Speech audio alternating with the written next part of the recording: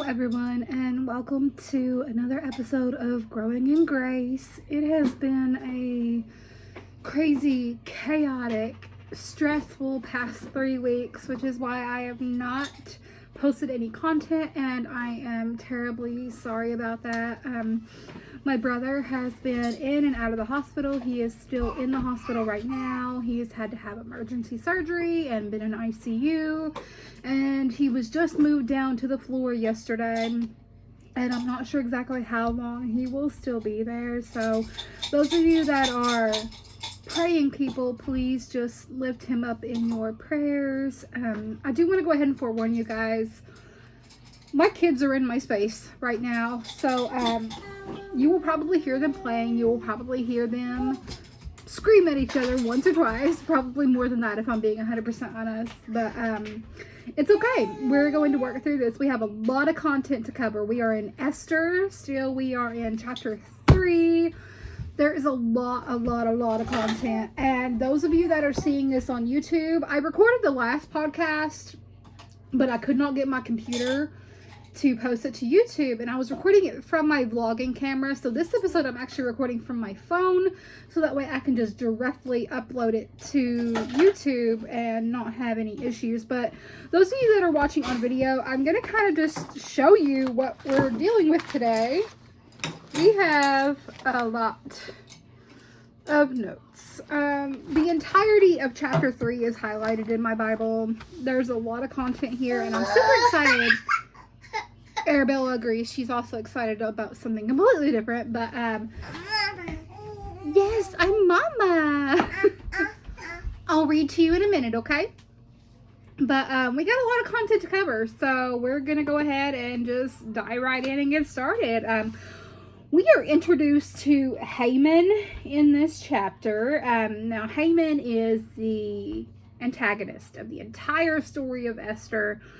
And some fun facts that I learned about him is his descension, where he came from. Haman was a descendant of Agag, leader of an ancient enemy of Israel, the Amalekites.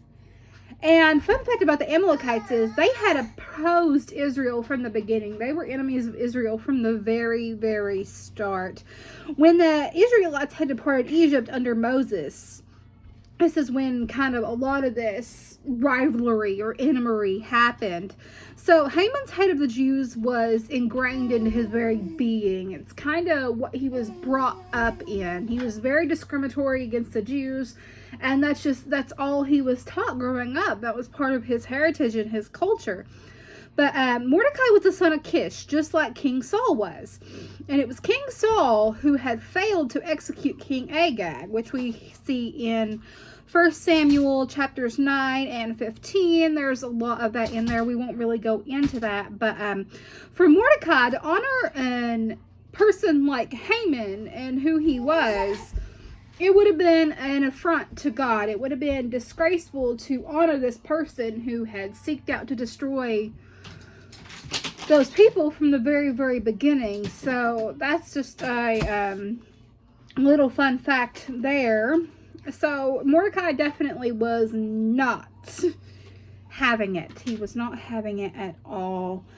To give honor to people like Haman, what an enemy of God's people, was unacceptable. But when Haman learned that Mordecai wouldn't bow, his little fragile ego couldn't handle it. Like, he just couldn't deal with it at all. He was very, very egotistical. And so he got angry. But instead of just taking out his anger on Mordecai, he chose to try to incite a rebellion against the entire Jewish population in the country of Persia. So this is the beginning of everything we see. This is the beginning of Haman really sitting down and saying, okay, how can I eliminate these people? So we are in the beginning of him and his evil plot to just destroy every single Jew that resided in that country. And that would have also included the new queen, Esther. So this is also in part to why Esther never revealed her heritage to King Xerxes, because she was a Jew. We okay over there? Okay, we good. Arabella, leave your brother alone. Thanks. Okay, so now we're gonna kind of go down to verse 7. I'm gonna read verse 7 for you. And this is a fun fact for me, is to kind of study how the calendar was back then. And so we see just a little bit of that here. Yeah, I see you got books. In the 12th year of King Xerxes, in the first month, the month of Nisan, the pur, that is the lot, was cast in the presence of Haman to select a day and month, and the lot fell on the 12th month, the month of Adar. So they were even casting lots back then. So this is something that we see a little bit in the New Testament, but quite a bit in the Old. But Haman was just pretty much rolling a dice to try to see when he was going to carry out this attack. And there was, between this point in time and the point in which the attack was going to be carried out, there was 11 months difference between that time, which I'm sure infuriated Haman quite a bit. But it's important to notice in this point that this is God's way of making... Bubba, don't eat that. No. Get it out of your mouth. Now. Get it out. You don't need fluff. But it's important to know that this was God's way of making provision for his people. We do not directly see God mentioned anywhere in the book of Esther. And there's another book similar to that situation, the book of Ruth. We don't see God mentioned directly in the book of Ruth. But it's also important just to know that God is always working on our behalf in the background. So we may not see him directly, but he is always, he is always working behind the scenes, and it is always for our good. Here, read your book. This is A Bug's Life. Shapes. Yeah, go tell me a shape. Oh, and now you have shapes in there too. Yeah, see? Here you go, baby. I'm going to have to read Arabella a book when I'm done with this podcast. So, but yeah, God's provision was being made. God was definitely looking out for his people. And so we go on to verses 8 to 9. Haman is going to make his petition to the king. Now, Haman had a place in the royal household. He had a position as the king's advisor. And so Haman was no pauper. He clearly had money. And verses 8 to 9 talks about how he uses that money. Then Haman said to King Xerxes, "There is a certain people dispersed among the people in all the provinces of your kingdom who keep themselves separate." So he's going on and on, just listing about how the Jews are such awful, awful people. And then he says, "And they do not obey the king's laws. It is not in the king's best interest to tolerate them."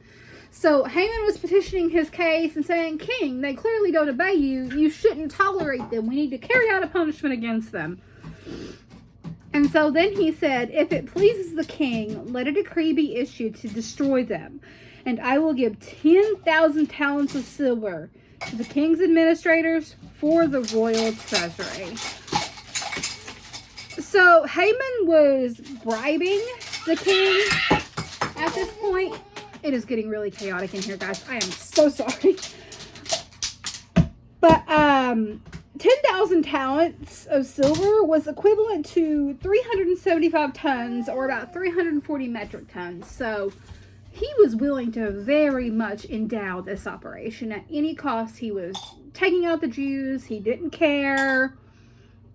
He was so angered at Mordecai that he was going to carry out wrath on these people who did not even deserve it. So Haman is definitely the antagonist of our entire story. He is definitely the villain here. So we're going to go ahead and skip down to verses 10 through 11. The king passes on the signet ring. He hands it off to Haman. And then he says, "Keep the money," the king said to Haman, "and do with the people as you please." The king didn't want Haman's money, but Haman influenced the king to hand over a very, very important item to Haman, which we will discuss in a minute. But keep in the back of your mind that the signet ring is extremely, extremely important. So remember that. Verse 12, then on the 13th day of the first month, the royal secretaries were summoned. They wrote out a script of each province in the language of each people. And Haman just had them write out the orders, write out the decree, and he sent it out. So verses 12 through 15, Haman commanded the royal scribes to write these letters on his behalf from the king. And this is where the royal signet that we just talked about comes into effect. This royal signet back in these days acted as the king's seal. Anything with the king's seal on it had to be done. It was law. There was no getting around it. Arabella, please do not drag every single one of those balls out of here. Yeah, you heard me.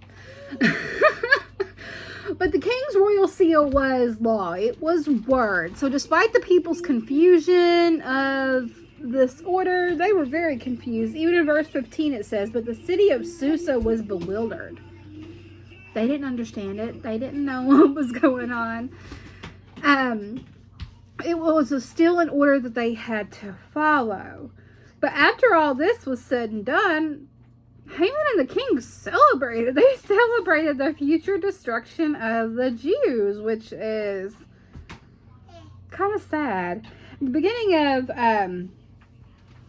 the middle of verse 15 says, the king and Haman sat down to drink. So they were celebrating the fact that they were going to destroy this entire population of people in their country, which, as I said, was extremely, extremely sad. But we can be served with the constant reminder that God is working on behalf of his people. And he does just the same for us today. He is constantly working on our behalf for things that are better for us. So despite all this, despite Haman's plot to destroy the Jews and to carry out this evil, wicked thing, God was still working on behalf of the people, and God still works on our behalf today. So no matter what we're going through in our life, no matter who is against us, we always have God on our side. And we can make it through anything. Now, I know this episode is just a little bit shorter than our previous episodes, but as I said, things are a little bit chaotic for me right now, but I still wanted to put this out for you guys. And those of you that are watching on YouTube, I'm so glad I get to post this. But if you all don't care, just keep my brother in your prayers. And just keep my family in your prayers. It's been quite a difficult time for all of us lately. My mom hasn't got to spend any time with the kids because she is Larry's medical POA. She has been in the hospital with him constantly, talking to the doctors and things like that. So it's just been extremely chaotic, but God is with us. And God is working behind the scenes for our good, just like he does yours. So never forget that. Always remember that when all hope seems lost and we don't have anything to look forward to, God's got us. God's always got us. He's had us from the beginning, and he's never letting go. But that is going to be it for today, guys. Chapter 3 was a short chapter, but it was filled chock full of content. And we will carry on next time. Hopefully this time next week I will be able to record. If not, when I can. As I said, chaos has completely taken over my life right now, but God's blessed us. So thank you all for tuning in to today's podcast, and we will catch you all later.